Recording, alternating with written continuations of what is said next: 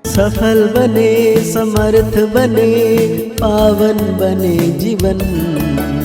मीठी मुरली सुन के पाए सुख सघन। आज का चिंतन, आज का चिंतन। ओम शांति। Good morning. सर्वशक्तिवान शिव बाबा सिद्ध स्वरूप बनाने वाले हम बच्चों को आज बाबा कहते हैं, तुम सिद्ध करके बताओ कि बेहद का बाप हमारा बाप भी है, शिक्षक भी है और सतगुरु भी है। वो सर्वव्यापी नहीं हो सकता।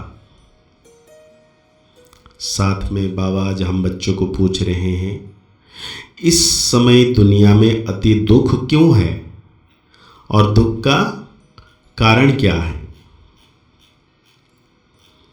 तो बाबा कहता है, सारी दुनिया पर इस समय राहु की दशा है, इसी कारण दुख है। बृहस्पति बाप जब आते हैं तब सब पर बृहस्पति की दशा बैठती है। सतयुग त्रेता में बृहस्पति की दशा है, रावण का नाम निशान नहीं है, इसलिए वहां दुख होता नहीं। बाप आए हैं सुखधाम की स्थापना करने, इसमें दुख हो ही नहीं सकता। तो बाबा कहते हैं, मीठे मीठे रूहानी बच्चों को रूहानी बाप बैठ समझाते हैं, क्योंकि सभी बच्चे जानते हैं हम आत्मा हैं। अपने घर से हम बहुत दूर से यहां आते हैं, आकर के इस शरीर में प्रवेश करते हैं पाठ बजाने। पाठ आत्मा ही बजाती है। अब तुम आत्मा और परमात्मा का ज्ञान तो समझते हो, तो सिर्फ यह नहीं समझना है कि दो बाप है। यह बाप भी है, शिक्षक भी है, यह जरूर समझाना है। हम सब भाई भाई हैं।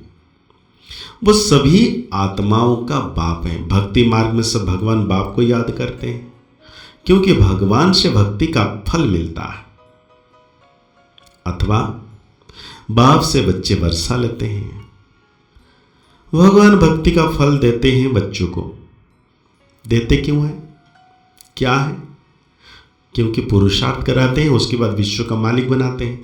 परंतु तुमको सिर्फ बाप नहीं सिद्ध करना है। वो बाप भी है तो शिक्षा देने वाला भी है, सतगुरु भी है। ऐसा समझाओ तो सर्वव्यापी का ख्याल उड़ जाए। यह ऐड करो। वो बाबा ज्ञान का सागर है, आकर के राजयोग सिखलाते हैं। बोलो वो टीचर भी है, शिक्षा देने वाला, तो फिर सर्वव्यापी कैसे हो सकता? टीचर जरूर अलग है, स्टूडेंट अलग है। जैसे बाप अलग है, बच्चे अलग हैं। आत्माएं परमात्मा बाप को याद करती है, उनकी महिमा भी करती है। बाप ही मनुष्य सृष्टि का बीज रूप है। वो आकर के हमको मनुष्य सृष्टि के आदि मध्य अंत का ज्ञान सुनाते हैं। बाप स्वर्ग की स्थापना करते हैं, हम स्वर्गवासी बनते हैं।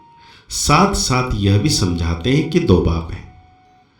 लौकिक बाप ने पालना की, फिर टीचर के पास जाना पड़ता है पढ़ने के लिए। फिर 60 वर्ष के बाद वानप्रस्थ अवस्था में जाने के लिए गुरु करना पड़ता है। बाप टीचर गुरु अलग अलग होते हैं।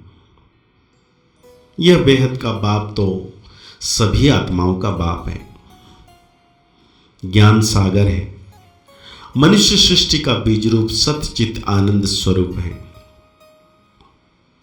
सुख का सागर है, शांति का सागर है। उनकी महिमा शुरू कर दो, क्योंकि दुनिया में मतभेद बहुत है ना। सर्वव्यापी अगर हो तो फिर टीचर बन पढ़ाएंगे कैसे? फिर सतगुरु भी है, सभी को गाइड बन ले जाते हैं, शिक्षा देते हैं, अर्थात याद सिखलाते हैं। भारत का प्राचीन राजयुग भी गया हुआ है। पुरानत्य पुराना है संगम युग। यहां तुम जब बैठते हो तो अशरीर होकर बैठो। यह तो नहीं ज्ञान मिला है आत्मा अलग अलग है। 5 तत्वों का पुतला शरीर बनता है, उसमें आत्मा प्रवेश करती है, सबका पाठ नोंधा हुआ है। पहले पहले मुख्य बात यह समझानी है कि बाप सुप्रीम बाप है, सुप्रीम टीचर है। लौकिक बाप टीचर गुरु का कंट्रास्ट बताने से झट समझेंगे, डिबेट नहीं करेंगे। आत्माओं के बाप में सारा ज्ञान है, यह खूबी है। वही हमको रचना के आदि मध्य अंत का राज समझाते हैं। आगे ऋषि मुनि आदि तो कहते थे हम रचता और रचना के आदि मध्य अंत को नहीं जानते, क्योंकि उस समय वह स्वतो थे। हर चीज सतो प्रधान, स्वतो रजो तम में आते ही है। नई से पुरानी जरूर होती है। तुमको इस सृष्टि चक्र की आयु का भी मालूम है। मनुष्य ये भूल गए हैं कि इनकी आयु कितनी है। बाकी यह शास्त्र आदि सब भक्ति मार्ग के लिए बनाते हैं। बहुत गोपेड़ लिख दिए हैं।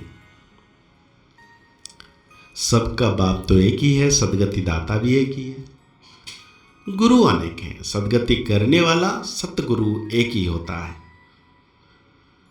सदगति कैसी होती है वो भी तुम्हारी बुद्धि में। आदि सनातन देवी देवता धर्म को ही सदगति कहा जाता है। वहां थोड़े मनुष्य ही होते हैं, अभी तो कितने ढेर मनुष्य हैं। वहां तो सिर्फ देवताओं का राज्य होगा, फिर डिनाइस्टी वृद्धि को पाती है। Lakshmi Narayan the first, second, third चलता है। जब फर्स्ट होगा तो कितने थोड़े मनुष्य होंगे। यह ख्यालात भी सिर्फ तुम्हारे चलते हैं। यह तुम बच्चे समझते हो। भगवान तुम सभी आत्माओं का बाप एक ही है। वो है बेहद का बाप। हद के बाप से हद का वर्षा मिलता है, बेहद के बाप से बेहद का वर्षा मिलता है। 21 पीढ़ी स्वर्ग की बादशाही, 21 पीढ़ी अर्थात जब बुढ़ापा होता है तब शरीर छोड़ते हैं।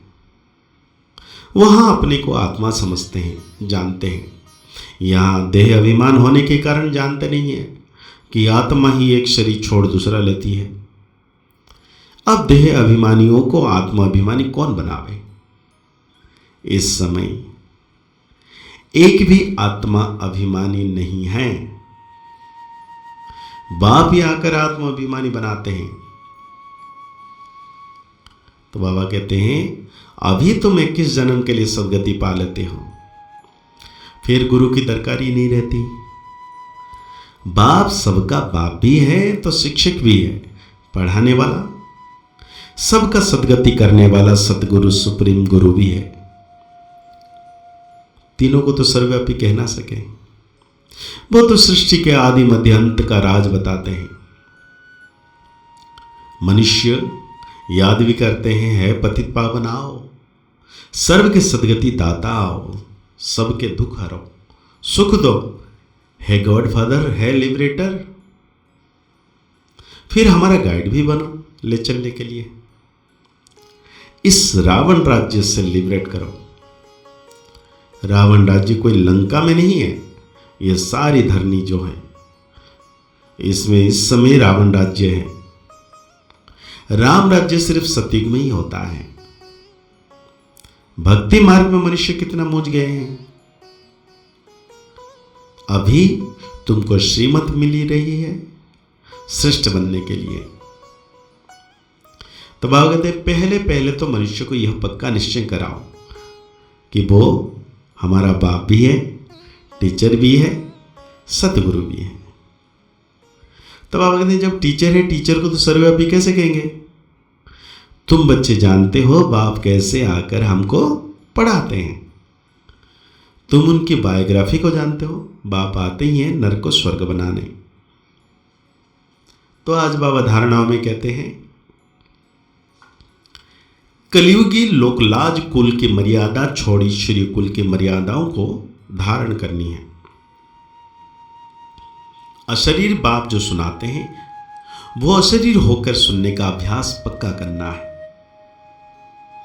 बेहद का बाप बाप भी है, टीचर भी है, सतगुरु भी है। यह कंट्रास्ट सभी को समझाना है, यह सिद्ध करना है कि बेहद का बाप सर्वव्यापी नहीं है।